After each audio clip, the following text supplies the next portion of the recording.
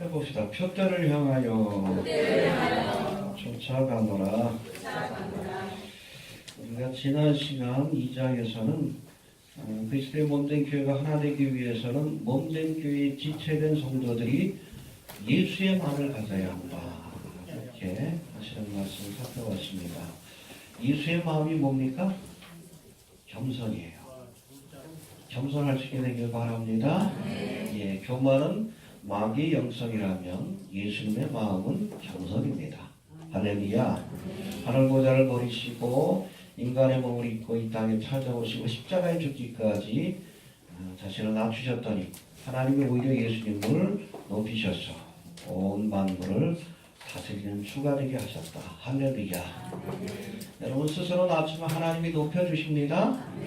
그러나 그 마음이 교만하여 루시퍼처럼 하나님과 비길이랑 높아지려 할 때는 하나님의 심판을 받고 결국엔 낮아지게 된다는 것을 우리가 알아야 합니다. 예수의 마음을 가집시다. 교회 안에서도 여러분 교만한 자가 있으면 교회가 분열돼요. 나는 뭐 개박하다.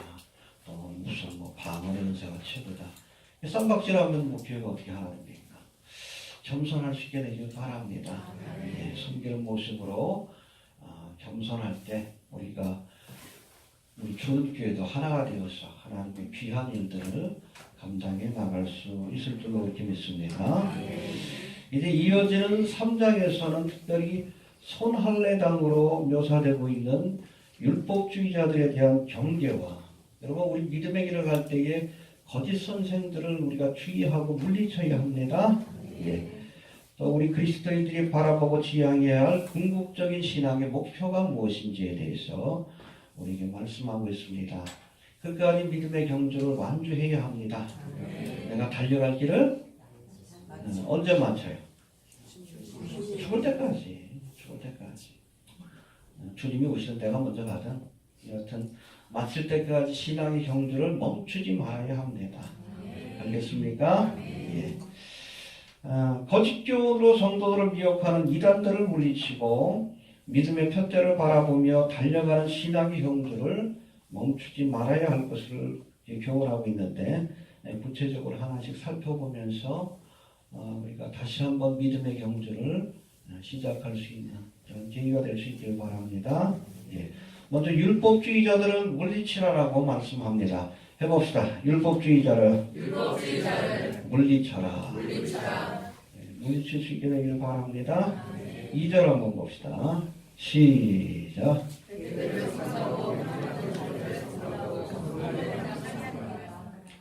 여기서 말씀하는 계와 행악자와 손할례당 이들 모두는 예수 믿는 사람들에게 그 율법을 예수 믿는 사람들도 율법을 지켜야만 구원을 받는다고 주장했던 초대교회의 가장 대표적인 이단인 율법주의자들입니다.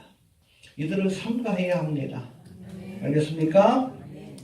초대교회 이단이 이 율법주의자들은 이 사도 바울이 과격한 표현으로 비판하고 있는데 그건 여러분 이 율법주의자들이 또 이단의 교훈을 전하는 거짓 선생들이 주는 폐해가 너무나 크기 때문에 그래요. 알겠습니까? 먼저 뭐라고 했습니까? 개들이라고. 그래서 예수님과 바리새인을 향해서 독사의 자식들아.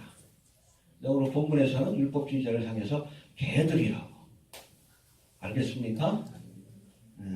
좀 더 심한 말을 썼는데 그만큼 여러분 이 이단을 우리가 용납한다는 것이 얼마나 위험한 것인지에 대해서 경계하고 있는 거예요. 이해가 되십니까? 오늘 본문에서 말씀하는 이 개들은 헬러로는 퀴나스라고 되어 있는데 이건 집에서 키우는 애완동물 개가 아니에요.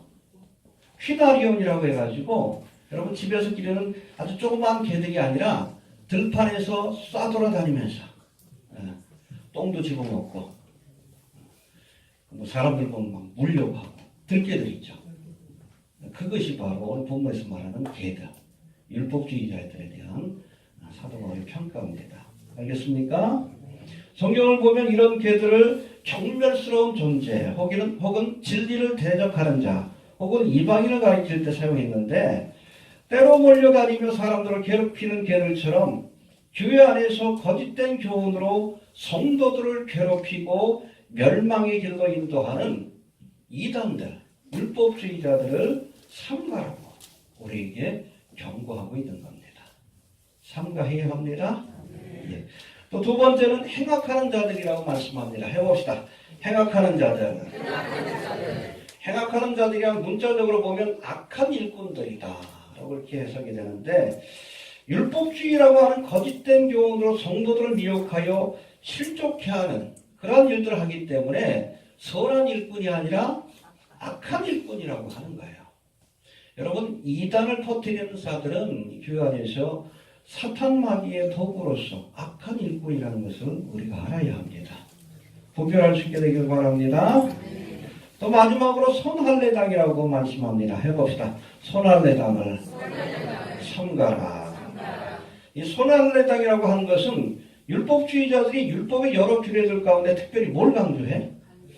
할례 받는 거.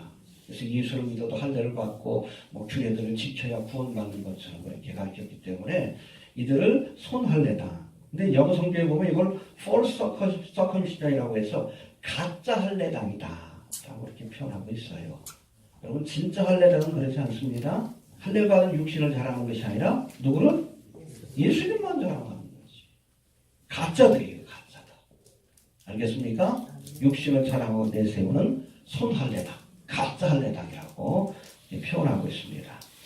여튼 사도 바울은 개들을 삼가고 행악하는 자들을 삼가하고 손할례당을 삼가라 이런 말씀을 주시는데, 여기서 삼가라는 단어가 헬라어로 보면 블레페트라고 해서 식별하다, 주의하다는 뜻을 갖고 있어요. 해봅시다. 식별하다, 주의하다. 주변에 개같이 더럽고 사악한 그런 이단적인 사설을 퍼뜨리는 손할례당이 없는지 우리가 주위에서 좀 살펴보고 물리칠 수 있어야 되는 거예요. 워치아웃! 여성에 좀 경계할 수 있게 되기를 바랍니다. 분별하세요? 식별할 수 있어야 합니다. 그렇지 않고 여러분 괜히 그 교훈에 미혹되어가지고 하면 멸망기를 갈 수밖에 없는 거예요. 주의하시길 바랍니다. 또 19절에서는 저희의 신은 배요 그 영광은 저희의 부끄러움에 있고 땅의 일을 생각하는 자라고 이 손할례당에 대해서 설명하는데, 한번 봅시다. 19절 한번 다시 한번 봅시다. 시작. 저희의 말씀은 멸망이요 저희의 신은 배요 그 영광은 저희의 부끄러움에 있고 땅의 일을 생각하는 자라. 예, 이 율법주의자들의 특징 세 가지에 대해서 더 설명하는데, 해봅시다. 저희의 신은 배라. 저희의 신은 배라. 배라는 것은 코일리아, 스토머크라고 이렇게 영어로 되어 있는데, 배로 상징되는 육체적인 욕망에 최우선적인 가치를 두는 자라는 뜻을 갖고 있습니다. 하나님을 섬기는 자가 아니라 자기의 욕망을 따라 사는 사람입니다. 해봅시다. 하나님이 아니라 자신의 욕망을 섬기는 자다. 알겠습니까? 성도들의 안일에 대한 관심 없어요? 어떻게 하면 저들을 늑탈해서 필요한 것을 얻을 수 있을까? 이게 여러분 거짓 선자의 특징입니다. 이해가 됩니까? 진정한 목자는 양을 위해서 자신을 희생하는데, 이 거짓 목자는 배를 섬기는 자예요. 어쩌든지 성도들한테 그냥 이렇게 돈 아니면 육체적으로 늑탈을 해서 자신의 욕망을 채우려고 하는 자, 그것이 바로 손할례당이다 이렇게 말씀하고 있습니다. 또 두 번째는 그 영광은 저희의 부끄러움에 있다 하십니다. 해봅시다. 그 영광은 저희의 부끄러움에 있다. 여러분, 율법주의자들이 겉으로는 경건한 척하지만 뒤로는 온갖 부끄러운 일들을 행하는 자라는 그런 의미에서 바로 이런 표현을 사용한 겁니다. 예수님도 이 바리새인 서기관을 향해서 뭐라고 했어요? 회칠한? 그렇죠. 겉모습을 보면 아름다워요. 우리나라 무덤 같지 않습니다. 굉장히 아름답게 꾸며놨습니다. 근데 그 안에 뭐가 있어요? 썩는 시체가 있는 거예요. 부끄러운 것들은 이렇게 아름답게 주장했지만 결국에 그것은 회칠한 무덤에 불과하다는 거예요. 괜찮아요. 거짓 선생님들 겉으로는 하나님의 위대한 종이고 거룩한 척하지만 뒤에서 그냥 비자금 1,000억씩 그냥 쌓아놓고 이저녁이 봐 그냥 성도들을 그냥 이렇게 성적으로 탈취하고 온갖 부끄러운 것들을 숨겨놓는 자들이라는 거예요. 겉모습에 속지 맙시다. 제가 늘 얘기하지만 거룩한 척하는 것과 거룩한 것은 다른 겁니다. 여러분 율법주의자의 거짓 선생의 겉모습에 바리새인 서기관의 겉모습에 속지 않기를 바랍니다. 알겠습니까? 예. 그 다음에 세 번째 땅의 일을 생각하는 자라고 말씀합니다. 해봅시다. 땅의 일을 생각하는 자라. 여러분 진정 하나님의 백성이라면 땅의 일이 아니라 하늘의 일을 생각해야죠. 하나님의 나라와 의를. 할렐루야. 근데 거짓 선생들은 땅의 일만 생각해. 온갖 돈, 명예, 권세, 땅에. 세상 정치에만 관심이 있어. 뭐가 중요하다. 이 거짓 선생이에요. 여러분 하나님의 나라와 의를 전해야지. 강단에서도 왜 돈 얘기하고 정치 얘기합니까? 삼박자 축복이니. 그 땅의 일 아니? 여러분 하나님은 여러분들이 부자 되는 거 관심 없어요. 여러분을 구원할 수 있으면 아예 거지로 만드십니다. 그게 복이요. 여러분 부자 돼가지고 지옥 가는 것보다 그게 낫지. 여러분 예수님은 정치에 관심 없습니다. 가이사의 것은 하나님의 것은 어차피 장망석인데 왜 세상 정치에 목숨을 걸어요? 그게 전부인 것처럼 가르쳐요. 거짓 선생들이에요. 거짓 선생들. 교회 안에 정치가들 불러다가 그냥 시국 강연하고. 여러분 이건 거짓 선생들이에요. 거짓 선생들.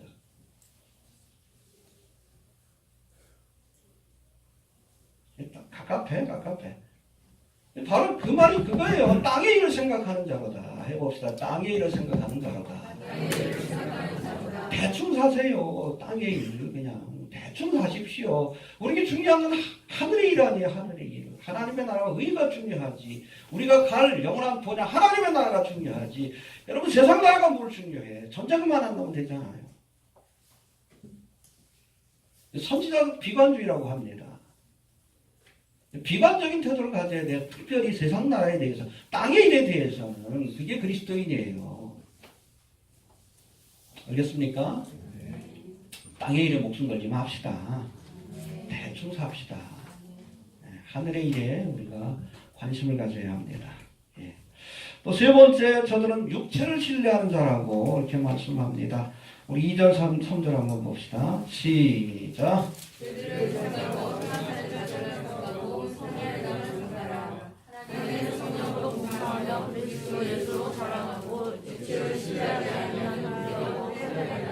예, 저들이 손할례당이라고 하지만 가짜 할례당이다. 진짜 여러분 할례당은 어떤 사람입니까? 예수만을 사랑하고 육체를 신뢰하지 않는 우리가 진짜 할례당이다. 할렐루야.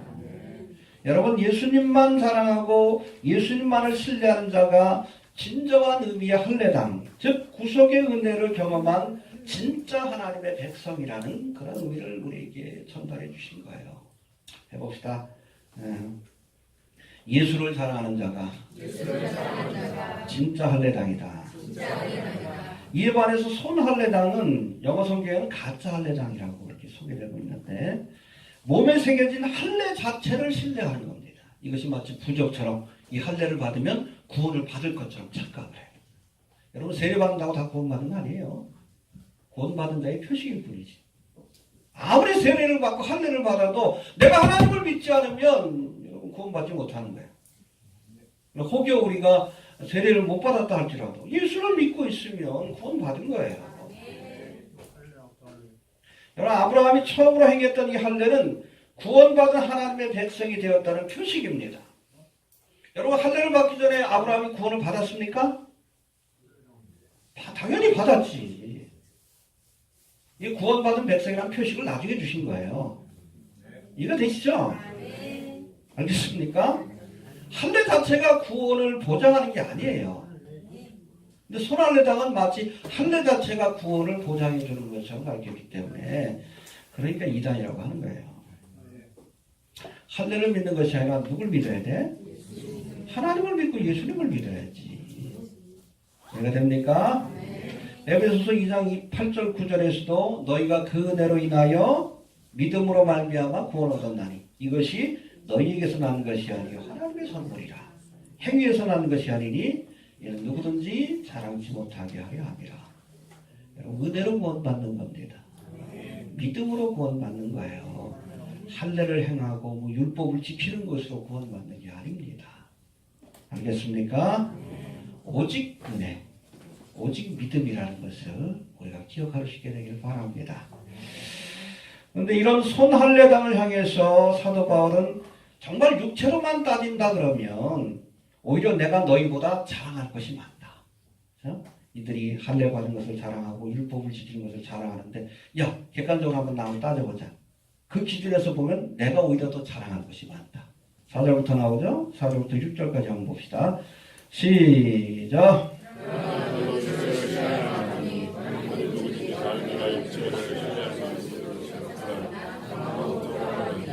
내가 8일 만에 할례를 받고 이스라엘의 족속이요 베냐민의 지파요 율법으로는 바리새인이요 열심으로는 죄를 축복하고 율법에 의로는 흠이 없는 자라. 할렐루야. 정말 그렇잖아요.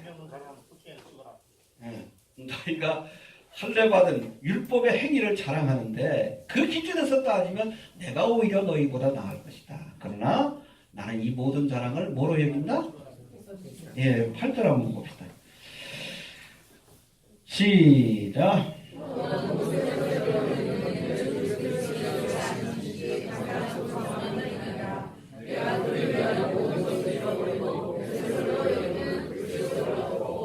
예, 이 율법적인 자랑을 내가 해로 여기고 그리고 배설물로 여긴다.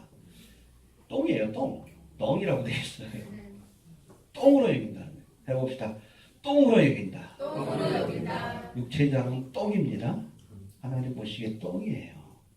헛된 겁니다. 알겠습니까? 예. 사도 바울은 이 모든 육체의 자랑들을 배설물, 즉 똥으로 여긴다 하십니다. 왜 그럴까요? 육체의 자랑이 자신을 구원하는 것이 아니라 예수님만이 자신을 구원하시는 것을 알기 때문에 육체의 자랑을 똥으로 여긴다. 배설물로 여긴다라고 말씀하고 있는 겁니다.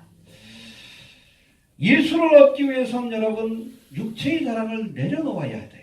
해봅시다. 예수를 얻기 위해 육체의 자랑을 내려놓아야 한다.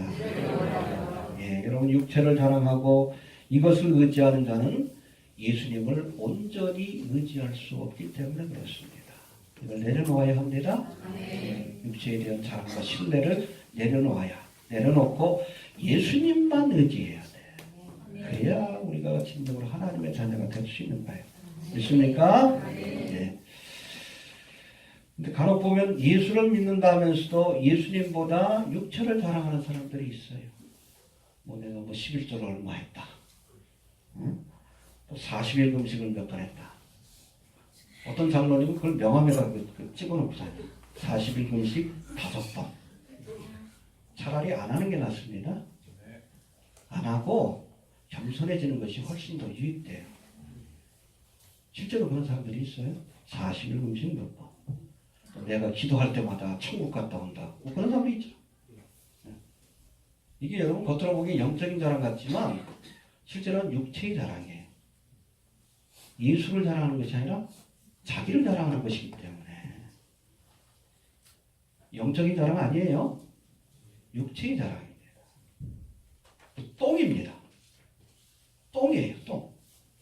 차라리 금식하지 않고 겸손해지는 게 나아요. 차라리 11조 하지 않고 겸손해지는 게 나아요. 육체의 자랑을 똥으로 여길 수 있는 그런 겸손함이 필요합니다. 예수만 자랑합시다. 나 같은 죄인 살리시. 자꾸 나를 드러내고 자랑하려고 하면 안 돼. 이 육체의 자랑이에요. 알겠습니까? 예. 그리고 5번째, 이런 손할례당은 그리스도의 십자가의 원수요. 저들의 마침은 멸망이 될 것이다. 결국은 멸망이 될 것이다. 이렇게 말씀하고 있습니다. 해봅시다. 저들은 십자가의 원수요. 저희의 마침은 멸망이라. 예, 18절 19절 나와 있는데 한번 봅시다. 시작.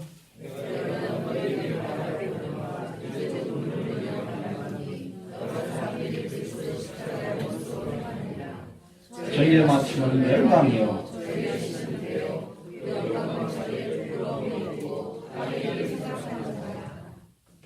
여러분 구원을 얻기 위해서는 예수 믿는 것만 가지고는 안 되고 할례를 받고 율법을 지켜야 된다.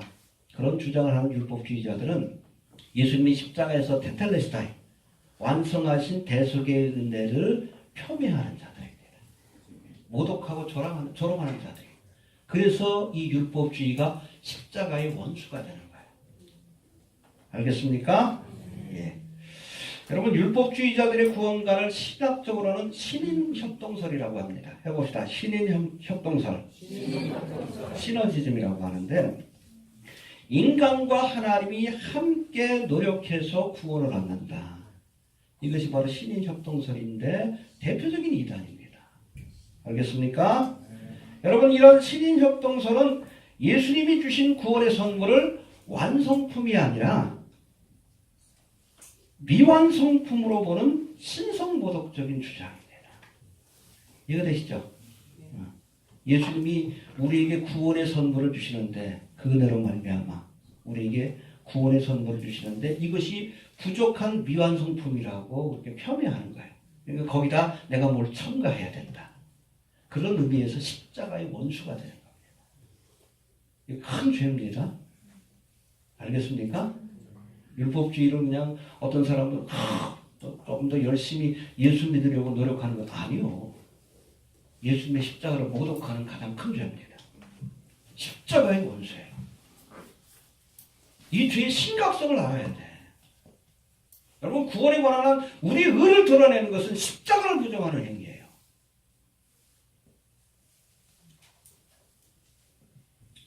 그래서 19절에 보니까 저희의 마침은 멸망이라고 분명히 선언합니다. 지옥 간다는 얘기예요.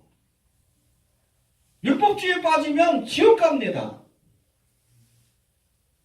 예수님만이 우리를 구원할 수 있다는 이 복음의 도리를 대적하면 지옥 가요. 해봅시다. 저희의 마침은 멸망이라. 헬라어로 아폴레이아라고 되어 있는데 이것은 구원을 의미하는 소테리아라는 단어의 정반대 개념입니다.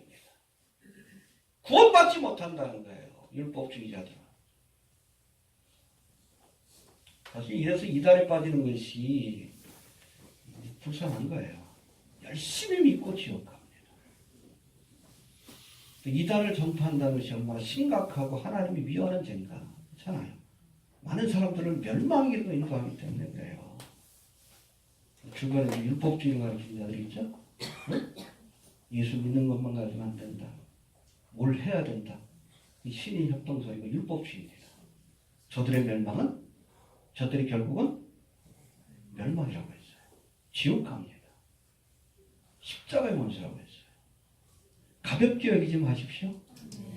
착각하는 거예요. 아, 저 사람들은 조금 더 열심히 예수 믿으려고. 아니요. 십자가를 대적하고 있는 거예요. 지옥 갑니다. 예수만 바라보시길 바랍니다. 알겠습니까? 엉뚱한 소리 하는 사람들 쫓아가지 마셔요. 워치아 주의해라. 분별하여 물리쳐라. 분명히 말씀합니다. 이해가 됩니까? 네, 초대교회자는 뭐 율법주의와 영지주의. 근데 교회 2000년의 역사 속에 나온 그 이단이 율법주의와 영지주의로 나눠져요. 신사도 운동이 영지주의고 뿌리가 그겁니다. 영적인 것들을 강조하는. 이게 복음에서는 멀어지지. 율법주의는 뭐예요? 자신의 공로, 자신의 노력과 수고를 앞세우는 거예요. 더하는 겁니다. 대표적인 이단이에요. 여러분 분별하여 경계하고 물리칠 수 있게 되길 바랍니다. 해봅시다. 개와 행악자들과 손할례당을 삼가라. 어찌하고 물리칠 수 있게 되길 바랍니다. 자, 이제 12절부터 16절까지의 말씀은 우리가 바라보아야 할 믿음의 표대에 대해서 말씀합니다. 여러분 우리가 믿음의 길을 가는데 특별히 이 율법주의자와 같은 거짓 선생들을 조심해야 합니다. 그렇지 않으면 넘어지기 때문에 그래요. 그리고 또 우리가 믿음의 길을 가는데 분명한 믿음의 표대를 바라보고 나아가야 합니다. 할렐루야. 해봅시다. 표대를 보고 나아가야 한다. 할렐루야. 14절에 나와 있는데 한번 봅시다. 시작.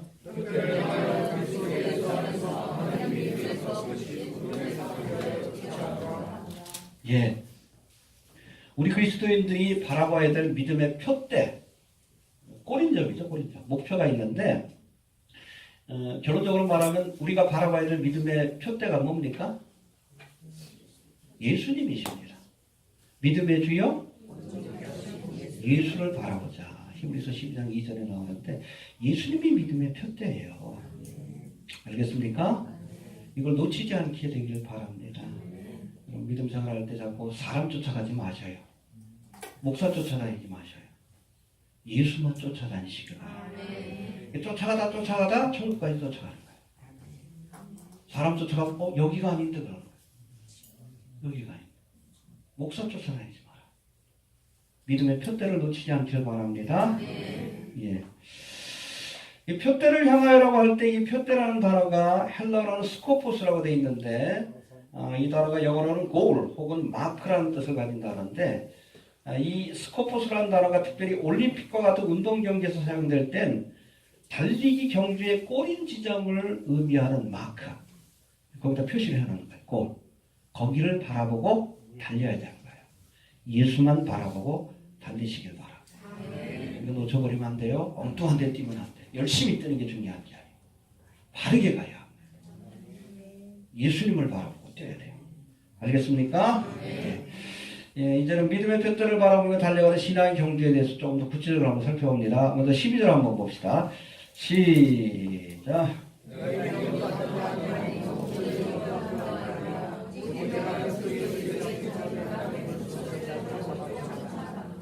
예, 여기 보면 그리스도 예수께 잡힌 바 된 그것 해봅시다. 그리스도 예수께 잡힌 바 된 그것.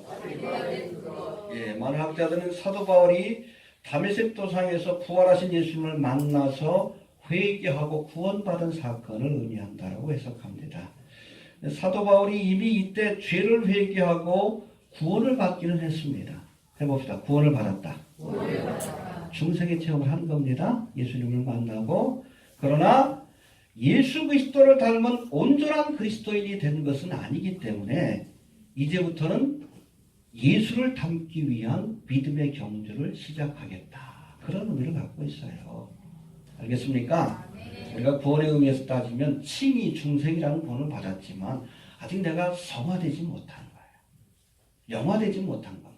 그것을 위해 내가 다시 한번 잡기 위해, 거룩해지기 위해, 예수님처럼 되기 위해 믿음의 경주를 시작하겠다. 할렐루야. 그래야 합니다. 예, 믿습니까? 해봅시다. 구원은 믿음의 출발점이지. 목표점이 아니다. 알겠습니까? 여러분, 우리가 구원받기 위해서 믿음 생활하는 게 아니에요. 구원을 받았기 때문에 믿음 생활하는 거예요. 알겠습니까? 여러분, 구원을 받지 않는 사람이 하는 믿음 생활은 믿음 생활이 아니라 종교입니다. 종교예요. 진정한 믿음 생활은 구원을 받았기 때문에 또 받은 자들만이 할 수 있는 겁니다. 그리고 이 믿음 생활의 목표는 구원이 아니에요. 성화입니다. 예수님처럼 되기 위해서. 우리에게 성도라는 점을 주셨지만 거룩하지 않잖아요. 아직은.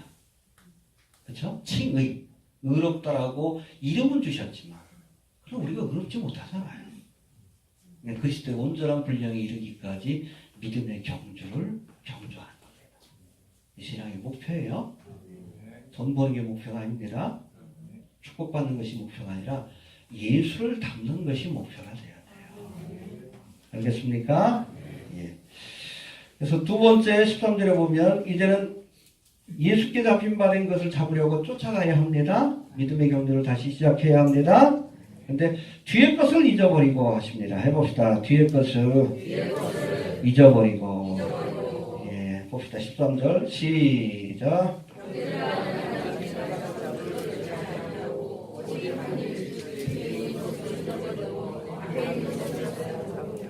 예, 사도 바울은 이미 많은 것을 얻고 이룬 사람이에요. 그렇죠? 성화의 관점에서 따져도 얼마나 거룩한 사람입니까? 또 하나님의 사역, 얼마나 위대한 사역을 이룬 사람이에요. 많은 것을 이루고 또 얻은 사람이지만 그러나 스스로는 아직 내가 잡은 줄로 여기지 않는다. 해봅시다. 아직은 내가 잡은 줄로 여기지 않는다. 믿음의 표대가 되신 예수님과 비교한다면 나는 부족한 사람이다. 사실 그렇잖아요. 당연한 거죠. 사람들하고 비교할 때는 어느 정도 내가 좀 이룬 것 같기도 하고 거룩한 것 같기도 하고 하나님의 일을 많이 한 것 같기도 하지만 예수님 바라보면 내가 얼마나 부족한 존재인지 깨닫는 거예요. 그걸 다 잊어버리고 예수님만 바라보고 다시금 믿음의 경주로 경전하시다. 죽을 때까지 하는 겁니다.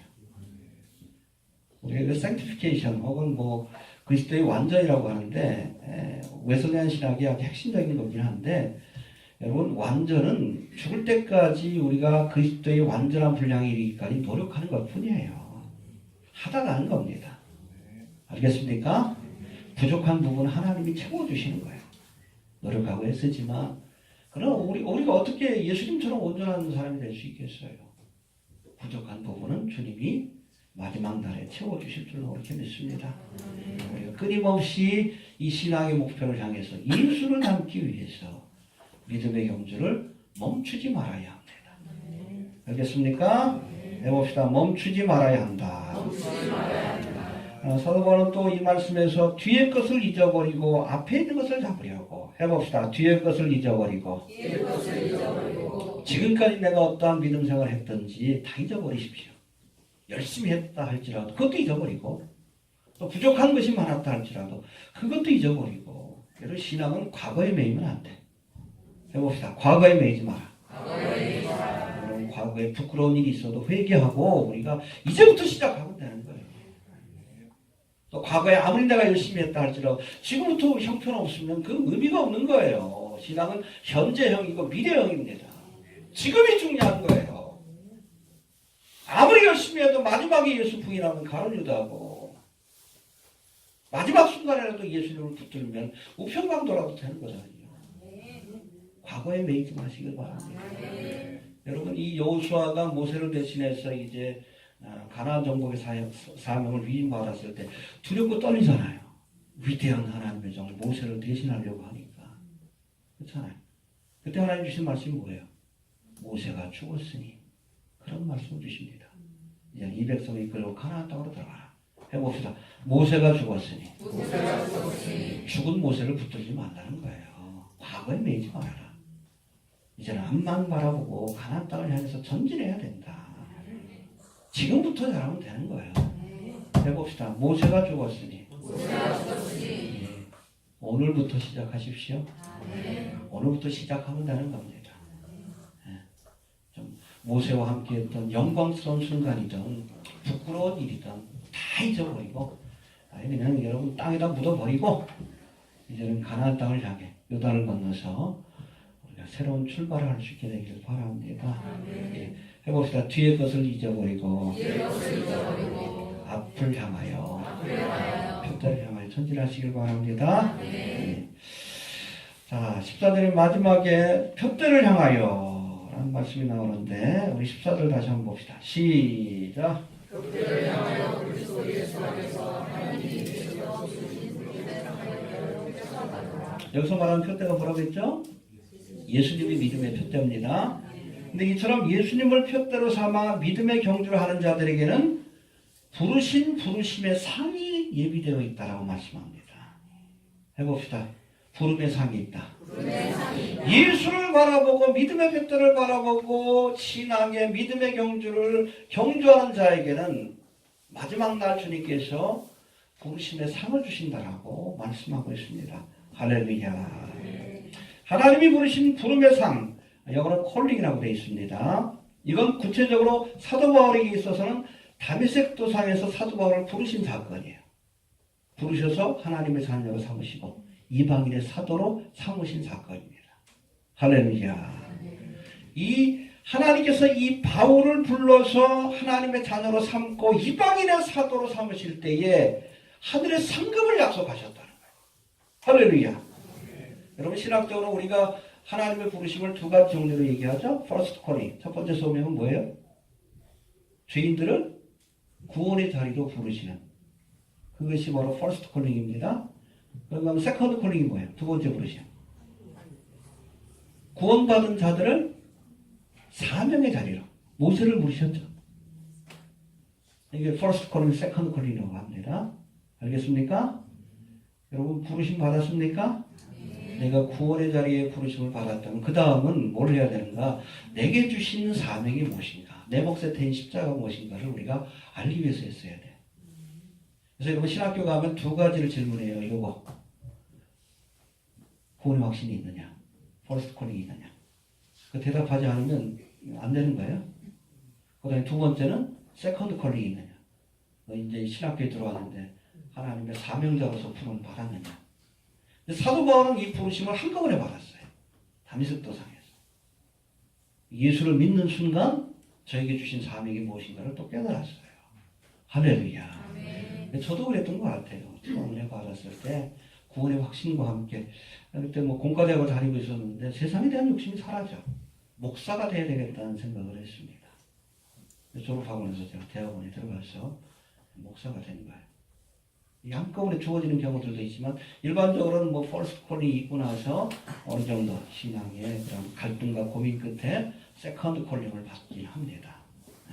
근데 아무튼 우리가 하나님의 이 부르심에 응답할 때, 아멘 할 때, 해봅시다. 부르심에 응답할 때 약속하신 상이 있다. 알겠습니까? 우리가 구원의 자리로 부르시는 부르심에 응답하는 자에게는 생명의 멸류관을 주십니다. 할렐루야. 믿습니까? 그런가 하면 우리가 하나님 주신 사명의 부르심, 세컨드 콜링의 부르심에 응답하는 자에게는 의의 멸류관, 영광의 멸류관을 주십니다. 할렐루야. 사도 바울이 기자 디모데후서에서 내가 달려갈 길을 마치고 선한 싸움 싸우고 믿음을 지켰으니 이후로 나를 위해 의의 멸류관이 예비되었다. 나뿐 아니라 하나님 안에서 열심히 행하는 모든 성도들에게 의의 멸류관이 예비되었다. 할렐루야. 이 부르심의 상을 바라보면서 다름질을 시작해야 되는 거예요. 알겠습니까? 아무튼 열심히 예수님을 따라서 예수님을 바라보고 예수님처럼 거룩해지기 위해서 애쓰시고 예수님처럼 주어진 십자가 사명을 감당하는 데 최선을 다하면 이 부르심의 상을 주실 줄로 그렇게 믿습니다. 생명의 멸류관, 의의 멸류관, 영광의 멸류관으로 마지막 날에 갚아주실 줄도 그렇게 믿습니다. 해봅시다. 부름의 상을 얻도록 달려가야 한다. 할렐루야. 예, 그럴 수 있게 되기를 바랍니다. 개와 행악자와 손할례당을 삼가라고 말씀합니다. 예수가 아닌 육체를 자랑하며 이것을 의지하는 율법주의라고 하는 이단을 우리가 물리칠 수 있어야 합니다. 예수만 바라봅시다. 십자가의 공로를 하찮게 여기는 이들이 바로 십자가의 원수요. 저희의 마침은 멸망이 될 것이다. 열심히 믿고 지옥 가는 거예요. 그냥 죄 짓다가 가면 좀 더러우란데 열심히 믿고. 왜? 자신의 의와 공로를 의지하기 때문에. 십자가의 원수이기 때문에 열심히 믿고 저희의 결국은 멸망이에요. 지옥 가는 겁니다. 이처럼 십자가의 은혜로 구원받은 성도들은 이제 또 다른 신앙의 목표를 향해 믿음의 경주를 시작해야 합니다. 구원받았기 때문에 우리가 믿음의 경주를 시작할 수 있는 거예요. 구원받기 위해서가 아니라.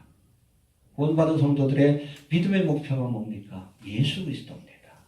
믿음의 주요 온전케 하시니 예수님처럼 되기 위해서, 예수님처럼 거룩한 자, 예수님처럼 십자가를 감당하기 위해서 믿음의 경주를 우리가 경주할 때에 우리를 부르실 때 주시는 약속된 상급을 얻게 될 줄로 그렇게 믿으시길 바랍니다. 예.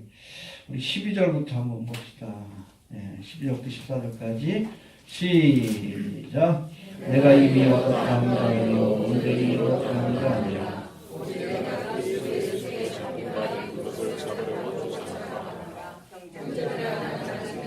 잡은 줄로 여기지 아니하고 오직 한 일 즉 뒤에 있는 것은 잊어버리고 표대를 향하여 그리스도 예수 안에서 하나님이 위에서 부르신 부름의 상을 위하여 쫓아가노라. 아멘. 열심히 믿음의 경주를 지금부터 시작합시다. 네, 지금부터 하면 돼요. 과거에 매이지 마시고 지금부터 열심히 해서 주님 올 때까지 열심히 하면 부르심의 상으로 갚아주실 줄도 그렇게 믿습니다. 주신 말씀 붙들고 기도합니다. 믿음의 길을 가는데 하나님의 진리를 왜곡하고 우리를